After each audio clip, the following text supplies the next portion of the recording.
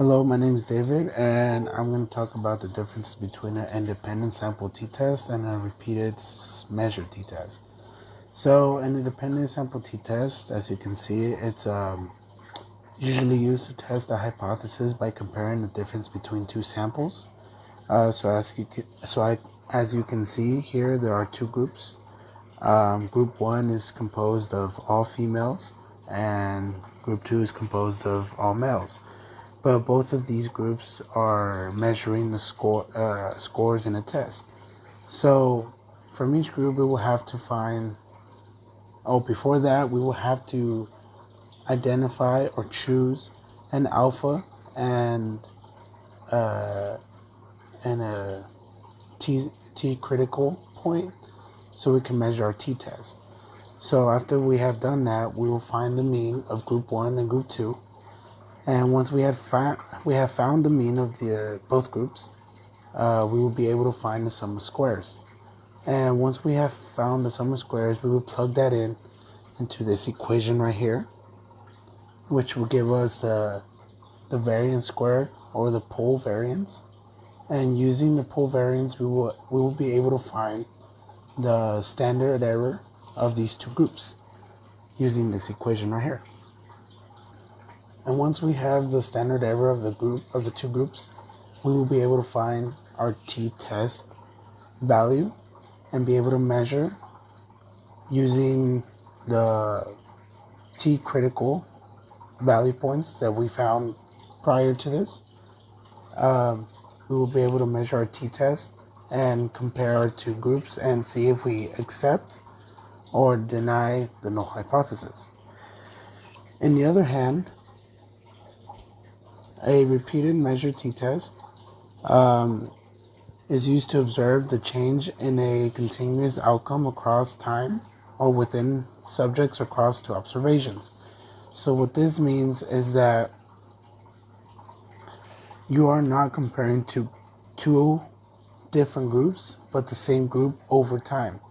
So here we have group A, as you can see in the diagram. Here we have group A, our baseline, where we will compare it to the post-test after treatment or after the experiment. We will compare this to the baseline, but it is the same group, but measured over time.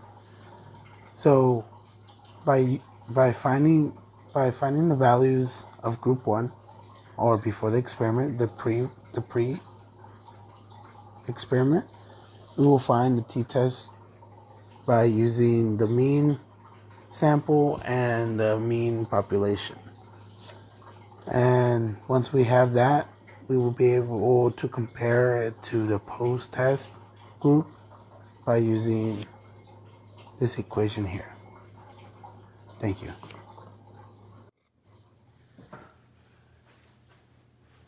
Hello, so my name is Altavay, and today I will be talking about independent measure designs and repeated measure designs.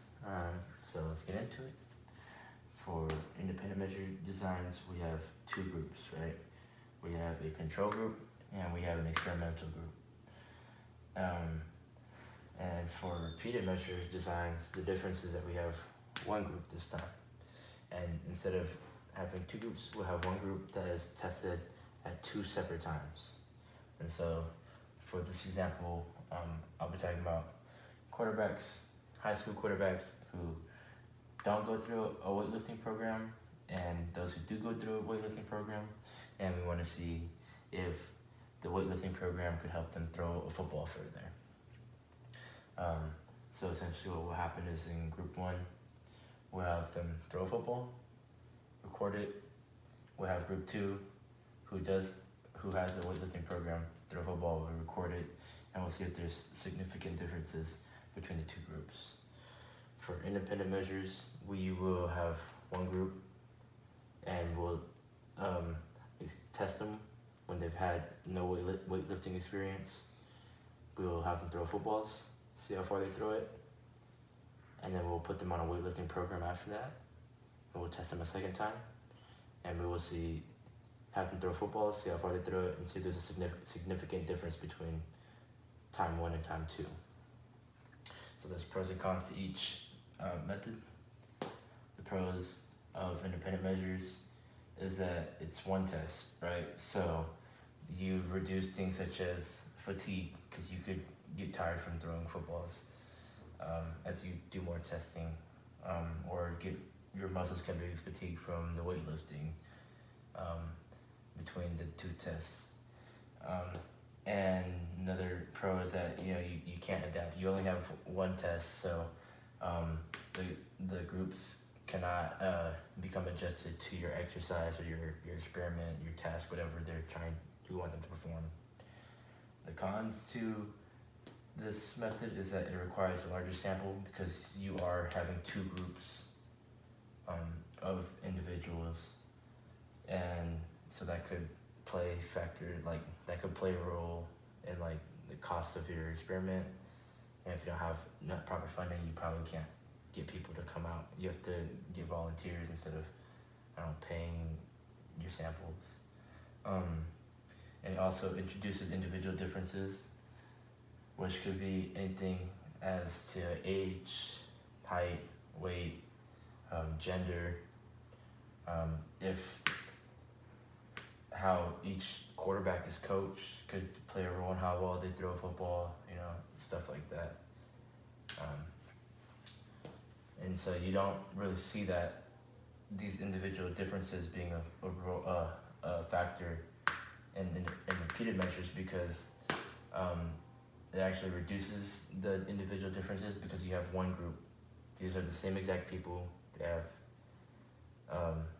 the same coaching, they're the same height, same age, same sex, same weight. We're just focusing on how the weightlifting affects them. And another pro to this side is that there's a smaller sample. So there's only one group, so you don't need as many participants in your study. However, there are negative effects to this. So there are two tests for this one group, whereas here we had one test for each individual group. So since there's two tests, the samples can become fatigued, whether it's from throwing football too many times or it's from the weightlifting program that fatigues their muscles and could affect their performance. And another thing that could happen is that they can actually adapt to your experiment. They have seen your exercise before and they recognize it, and so now they have a better way of strategizing how they're going to do their second experiment.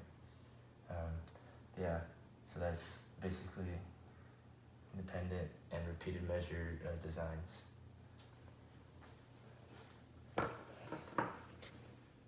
Hi, this is Jared Guzman, and I'll be showing you the differences, or the HO and H1 values, how H1 and HO are expressed in the independent t-test, how the degrees of freedom are found, and the basic formulas for independent t-tests.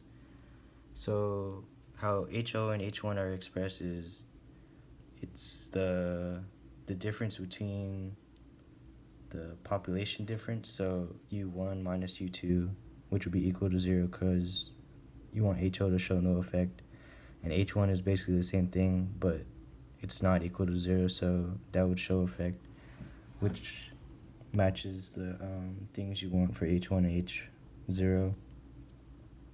And then you have the t-test, or the t-critical formula, which is the sample M difference, which is represented by M1 and minus M2.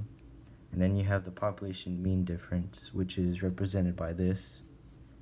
And that's all divided by the estimated standard error, which is represented by this, square root of this.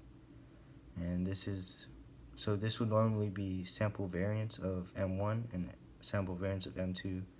But you want to use the pooled variance, which is the average between the two, because if you have unequal sample sizes, the one with more will have more weight. So this gives you like an unbiased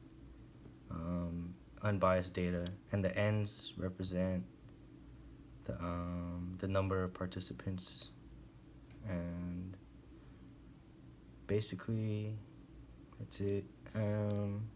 So to find df for both, you basically just take this. You just add both df's, and that's and so basically to simple it out, it's df is equal to n1 plus n2 minus 2.